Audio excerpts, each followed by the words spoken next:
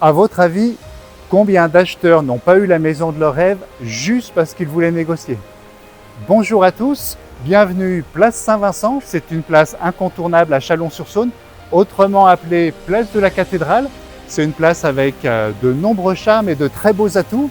Et je vous invite à venir la découvrir lors de votre prochain passage à Chalon. Alors, à votre avis, combien d'acheteurs n'ont pas eu la maison de leur rêve juste parce qu'ils voulaient négocier? L'autre jour, un client m'appelle parce que j'ai mis une nouvelle maison en ligne. Je prends l'appel, à peine il me dit bonjour, il me demande est-ce que le prix est négociable? Je lui réponds bonjour monsieur, je comprends votre question. Ce que vous voulez, c'est acheter une maison au juste prix. Il me dit oui c'est ça, est-ce que le prix est négociable? Alors je comprends tout de suite quel type de personne j'ai au téléphone. Et c'est vrai que ça peut faire un petit peu sourire les personnes qui, comme lui finalement, se sentent toujours obligées de négocier quand ils font un achat juste pour se sentir bien en fait, pour se rassurer et se dire qu'ils ont fait un bon achat. Donc je lui dis écoutez monsieur, voici ce que je vous propose. On va aller ensemble découvrir la maison, comme ça vous pourrez vous rendre compte par vous-même à quoi elle ressemble, mais à mon avis, il est très peu probable qu'on puisse négocier le prix parce que le prix affiché est déjà tout à fait conforme à sa valeur sur le marché. Donc, je lui dis ensuite, venez samedi, on va aller la visiter ensemble, comme ça vous pourrez découvrir la qualité de la maison, la qualité des rénovations, l'environnement, les commerces à proximité, le quartier, et vous pourrez vous faire un avis sur la véritable valeur de la maison par rapport au prix affiché.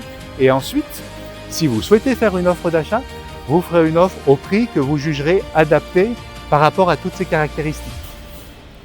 Quelques jours plus tard, on va faire la visite et il se rend compte très rapidement qu'il y a déjà eu une visite juste avant lui et une autre visite juste après lui.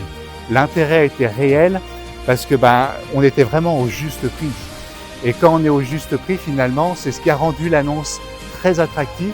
Dans l'après-midi, nous avons reçu 2 offres d'achat, dont la sienne. Et vu qu'il voulait absolument négocier, finalement, c'est l'autre offre d'achat, celle qui était au prix affiché, qui a été retenue par le vendeur. Et il a trouvé ça injuste. Il a trouvé ça injuste parce que lui, il adorait la maison.